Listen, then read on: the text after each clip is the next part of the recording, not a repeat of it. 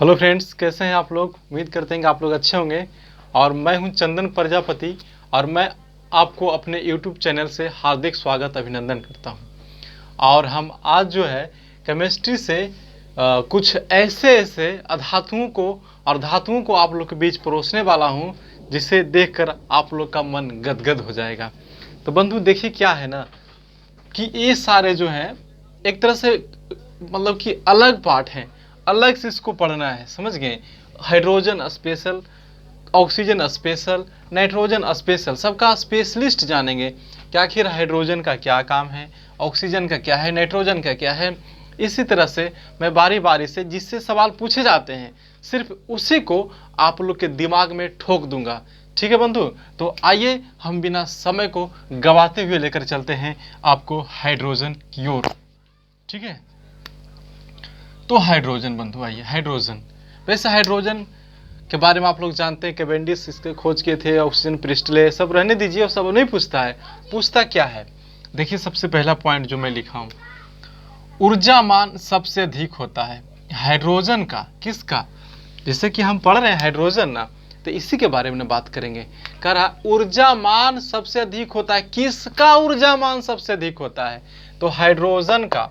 Hydrogen का ऊर्जा मान जो होता है उसमें ऊर्जा इसको कैलोरी में आप मापते हैं, तो सवाल में देगा कि इनमें से किसका ऊर्जा मान सर्वाधिक होता है। Option hydrogen, oxygen, nitrogen, helium. Select. तो बंधु आप आंसर लगाओगे हाइड्रोजन। तो इसको याद करना है आपको कि हाइड्रोजन का ऊर्जा मान सर्वाधिक होता है। Okay, next. हाइड्रोजन देखो सभी अम्ल धातु से अभिक्रिया करके हाइड्रोजन गैस उत्पन्न करता है। क्या बोले, ये तो अम्ल क्षार लवण में जब पढ़ा रहा था तो वहां भी बताया था कि सभी अम्ल धातु से अभिक्रिया करके, जितने भी अम्ल हैं, हाइड्रोक्लोरिक अम्ल, नाइट्रिक अम्ल, सल्फ्यूरिक अम्ल, जितने भी अम्ल हैं, उसको यदि धातु से तुम अभिक्रिया करवाओगे ना, धातु से, हमेशा हाइड्रोजन देगा। हाइड्रोजन देगा, क्या दे? धातु। अब देखो नेक्स्ट पॉइंट, दोनों पॉइंट आपको जहन में आया होगा। धातु को आप जल से अभिक्रिया करो। किससे? धातु को तुम जब जल से अभिक्रिया करवाओगे तो हमेशा कौन सी गैस निकलेगी? हाँ, आए हाय, हाइड्रोजन। तो बंधु ये तीनों बात आप लोगों को समझ में आया होगा। समझना नहीं है बल्कि इसको तुमको एकदम दिमाग में ठोक के रखना है कि हाइड्रोजन का ऊर्जा मान सबसे अधिक होता है। सभी अम्ल धातु से अभिक्रिया करके हाइड्रोजन गैस देता है। धातु को यदि हम जब जल से, किसी भी धातु को तुम जल से अभिक्रिया करवाओ वो हमेशा, अरे बात समझ में। धावन सोडा या धोवन सोडा, तो धावन सोडा जिसका रासायनिक फार्मूला होता है Na2CO3 sodium carbonate into 10H2O का जल का अस्थायी कठोरता, देखो समझिएगा, मैं शॉर्ट में लिखा हूं क्योंकि मैं इस पे आप लोग को इस पे प्रकाश डालूंगा। जल का स्थायी कठोरता दूर कौन करता है? ऐसा सवाल रहेगा कि जल का जो अस्थायी कठोरता है वो कौन दूर करता है? तो धावन सोडा। कौन सा सोडा? धावन सोडा। ठीक है बंधु, आ रही बात है समझ में? बोलेंगे, जवाब देंगे, yes no, yes no, comment करेंगे, रोक रोक के कमेंट करें आप लोग। शानदार, शानदार, जानदार, बहुत अच्छा, सबका आंसर सही सही आ रहा है। तो बंधु मैं क्या बोला था ना आपको, क्या बोला था कि जल का अस्थायी कठोरता कौन दूर करता है? तो धोवन soda, sodium carbonate into 10H2O। Hydrogen का इलेक्ट्रॉनिक विन्यास क्षारीय धातु के समान होता है। ओए होए, क्या पॉइंट है। हाइड्रोजन का इलेक्ट्रॉनिक विन्यास जो होता है ना वो किसके समान होता है? तो क्षारीय धातु के समान होता है। क्षारीय धातु ये आपको पढ़ने का मिलेगा पीरियोडिक टेबल में। जब आप पढ़ेंगे ना तो पीरियोडिक टेबल में वर्ग और क्या होते हैं? समूह। ठीक है, आवर्त। तो जिससे कि चलिए उसको पीरियोडिक टेबल में बताएंगे कि उसको पहला वर्ग को क्या, क्षारीय धातु, क्षारीय मृदा धातु, फिर हैलोजन ग्रुप, निष्क्रिय गैस, उस पर हम बहुत अच्छा से डिस्कशन करेंगे। आइए, तो हाइड्रोजन का इलेक्ट्रॉनिक विन्यास क्षारीय धातु के समान होता है, क्योंकि हाइड्रोजन पहला में होता है इसलिए पहला में क्षारीय धातु होता है। वनस्पति तेल का हाइड्रोजनीकरण संकलन अभिक्रिया है। देखिए सवाल ऐसे पूछेगा संकलन अभिक्रिया के बारे में, जो आप नहीं जानते वो पूछ देगा। ऐसा नहीं कि मैं इसको अपना मन से लिखा हूं, सारा क्वेश्चन सवाल में पूछा हुआ है। आपको बिलीव नहीं होता है तो आप जाइए किसी भी प्रकाशन का बुक उठाइए और 2018 से 2020 तक में देखिए कि जो एग्जाम्स होते हुए हैं उसमें सवाल मिल जाएंगे। वनस्पति तेल का हाइड्रोजनीकरण, वनस्पति तेल का हाइड्रोजनीकरण किस अभिक्रिया के द्वारा होता है? तो आंसर लगाओगे संकलन अभिक्रिया। वनस्पति तेल संकलन अभिक्रिया, वनस्पति तेल संकलन अभिक्रिया, वनस्पति तेल संकलन अभिक्रिया। हाइड्रोजन का इलेक्ट्रॉनिक विन्यास क्षारीय धातु, हाइड्रोजन का इलेक्ट्रॉनिक विन्यास क्षारीय धातु के समान होता है। जल का स्थायी कठोरता दूर करते हैं सोडियम, कौन सोडियम? Sodium carbonate. धातु को जब जल से अभिक्रिया कराएंगे हमेशा कौन सा गैस देगा? हाइड्रोजन। सभी अम्ल में क्या होता है? सभी अम्ल धातु से अभिक्रिया करवाते हैं तो हाइड्रोजन गैस देता है। ऊर्जा, सबसे सर्वाधिक ऊर्जा मान किसका अधिक होता है? उष्मीय ऊर्जा या फिर ऊर्जा मान हम हाइड्रोजन लगाएंगे। ठीक है बंधु, यहाँ तक समझ में आया होगा। अब आइए ऑक्सीजन की तरफ हम आपको लेकर चलते हैं। ऑक्सीजन, ऑक्सीजन के एक अणु में ऑक्सीजन के 2 परमाणु होते हैं। वाह वाह वाह वाह वाह। ऑक्सीजन के एक अणु में ऑक्सीजन के कितने परमाणु होते हैं? तो आंसर 2। हम क्या बोले? ऑक्सीजन के एक अणु में, ऑक्सीजन के एक अणु में ऑक्सीजन का कई परमाणु? 2 परमाणु, यानी कि 2 परमाणु मिल जाएगा तो 1 अणु का निर्माण करेगा और वही अणु कहलाएगा कौन चीज? ऑक्सीजन। तो वही हम करें, ऑक्सीजन के एक अणु में ऑक्सीजन के कितने परमाणु होते हैं? आंसर 2। ऑक्सीजन के अणु में एक दोहरा सहसंयोजक बंध होता है। देखिए फिर वही सवाल है, ऑक्सीजन के अणु में, कई अणु में, एक के अणु में, जब 2 4 गो है तो लिख दे, जब नहीं लिखा समझ में आवा है कि एक ही वजह पर होते। तो ऑक्सीजन के एक अणु में एक दोहरा सहसंयोजक बंध होता है। ये भी पूछा था कि ऑक्सीजन के एक अणु में कितना सहसंयोजक बंध होता है? तो दोहरा सहसंयोजक बंध होता है। ऑप्शन में रहेगा तीसरा, मतलब चौथा, इस तरह से। सोडा एसिड अग्निशामक यंत्रों में सोडियम हाइड्रोजन कार्बोनेट, क्या समझे? सोडा एसिड अग्निशामकों यंत्रों में, अग्निशामक यंत्र समझ रहे हैं, जिससे कि कहीं पे मतलब कि आग लगता है तो अग्निशामक आता है, बुताता है। तो सोडा एसिड, तो सोडा एसिड अग्निशामक यंत्रों में सोडियम हाइड्रोजन कार्बोनेट का प्रयोग किया जाता है। ठीक है, तो अग्निशामक यंत्रों में किसका प्रयोग किया जाता है? Sodium hydrogen carbonate, sodium hydrogen carbonate.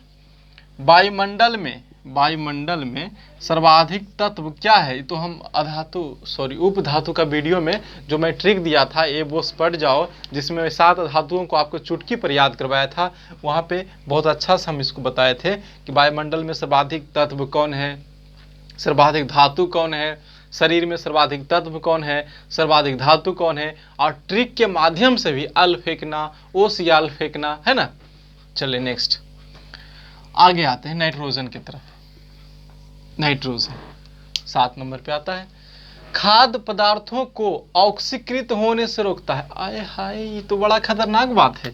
देखिए अब बहुत इसका उपयोग हम अपने दैनिक जीवन में करते हैं कि नाइट्रोजन का जो हम उपयोग कहाँ करते हैं, तो खाद्य पदार्थ को ऑक्सीकृत यानी खराब होने से, मतलब कि नाइट्रोजन का प्रयोग किया जाता है। इससे चिप्स लेस वगैरह जो होता है ना, उसमें भी नाइट्रोजन का प्रयोग किया जाता है। ठीक है, नाइट्रोजन का उपयोग विद्युत बल्ब, यह दहन को समर्थन नहीं करता है। देखिए नाइट्रोजन का प्रयोग जो है विद्युत बल्ब में होता है। विद्युत बल्ब जो आप घर में बल्ब जलाते हैं, इसका थॉमस अल्वा एडिसन ने खोज किया था। तब विद्युत बल्ब में हम इसलिए नाइट्रोजन का प्रयोग करते हैं, क्योंकि जो है यह दहन को समर्थन नहीं करता है। दहन मीन्स होता है ज्वाला, लहकना, जलना। तो यदि ये दहन को समर्थन करेगा तो हो सकता है विस्फोट कर सकता है, इसलिए दहन को समर्थन नहीं करता है। और यही वजह है कि विद्युत बल्ब में हम नाइट्रोजन का प्रयोग करते हैं। अरे बात समझ में। लाफिंग गैस तो आप जानते हैं, नाइट्रोजन ऑक्साइड या N2O, nitrous oxide, nitrous oxide. तो लाफिंग गैस को क्या कहते हैं? Nitrous oxide, N2O।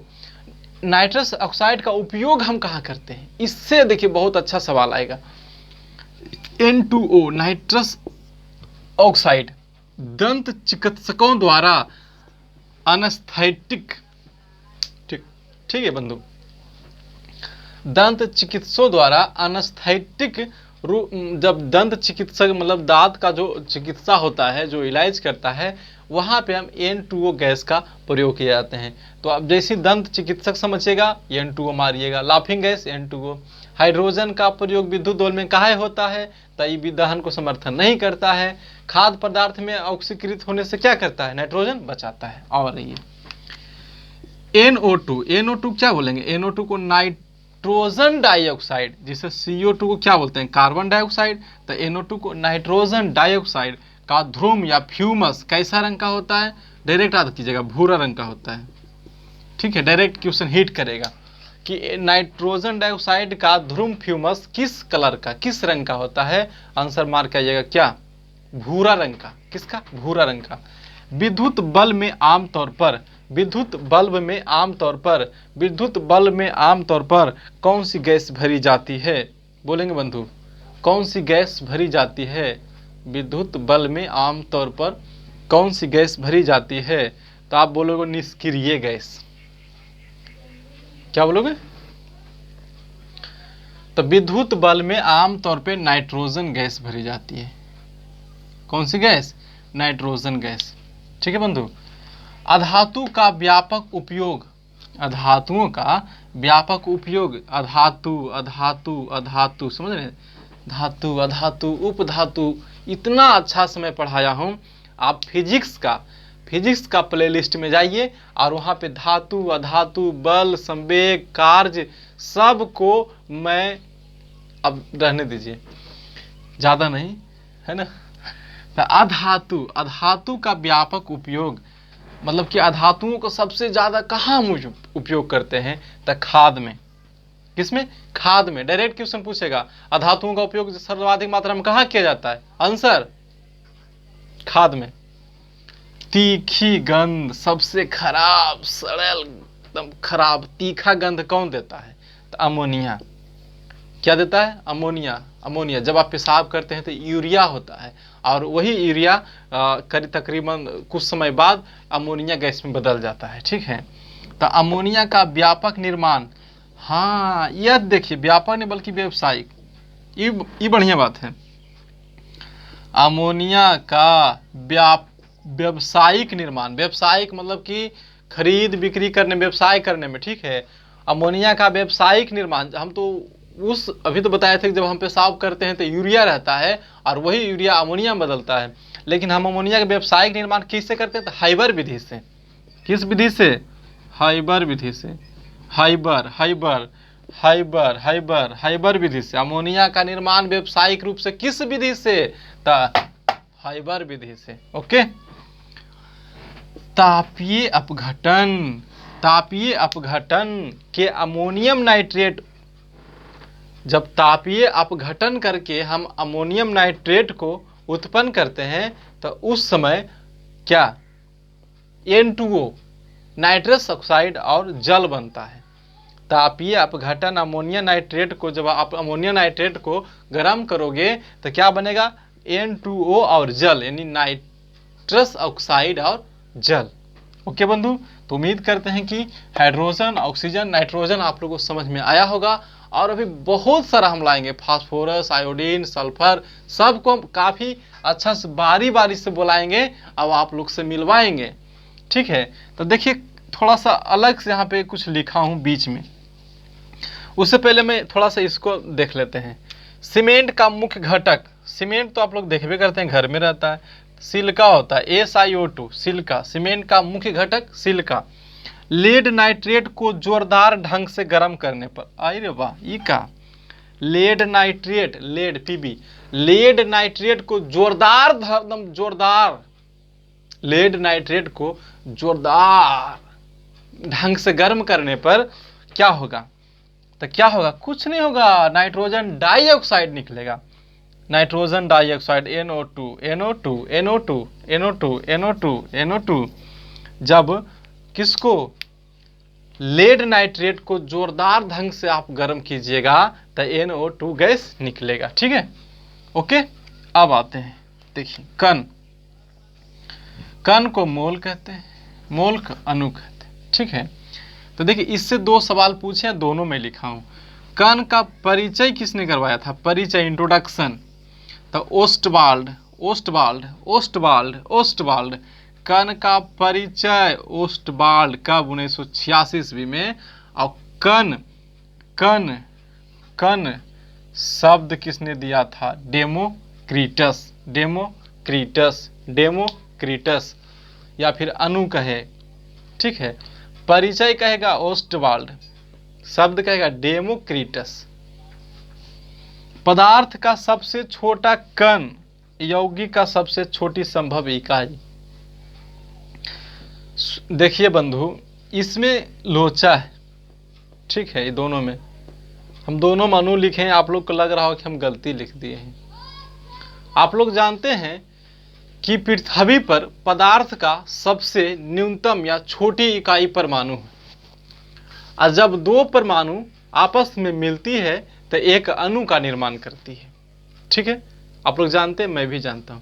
लेकिन ये सवाल जब आपसे पूछे कि पदार्थ का सबसे छोटा कण, कण अणु, यौगिक का सबसे छोटी इकाई अणु, अणु बनता कैसे है? एक परमाणु, एक परमाणु बराबर एक अणु, एक परमाणु, एक परमाणु बराबर एक अणु। आपसे पूछेगा परमाणु स्वतंत्र अवस्था में पाई जाती है?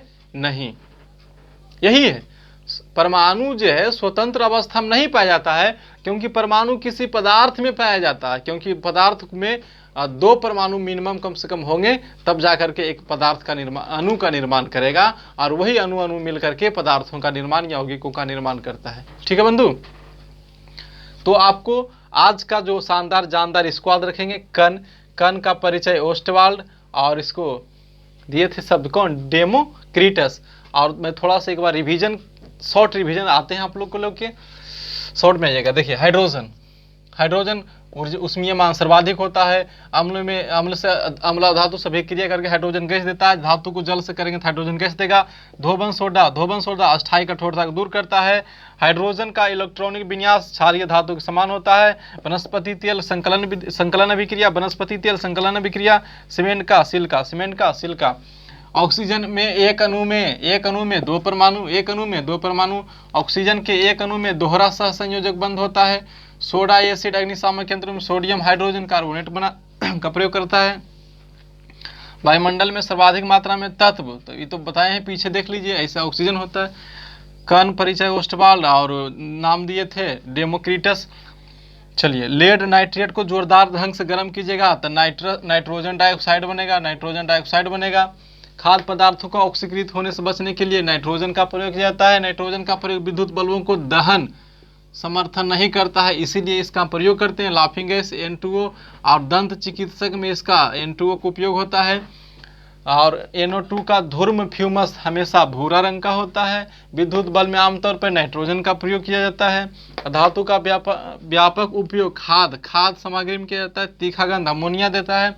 यदि अमोनिया को व्यावसायिक, मतलब कि अपना व्यावसायिक निर्माण किस विधि से होता है, तो हाइबर प्रक्रिया से।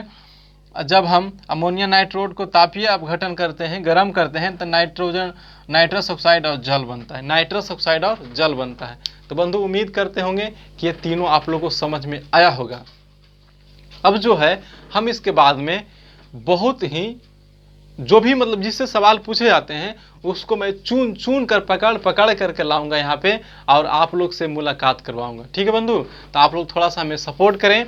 यदि वीडियो अच्छा लगता हो तो चुपके ओढ़ के नहीं देख लीजिए, अपना दोस्त वगैरह को भी थोड़ा सा शेयर कीजिए, ताकि मैं भी इनकरेज हो सकूं, मुझ में भी जोश ताकत बने, ताकि मैं लगातार बार बार आप लोग के बीच इसी तरह के वीडियो परोसता रहूं। धन्यवाद दोस्तों, जय हिंद।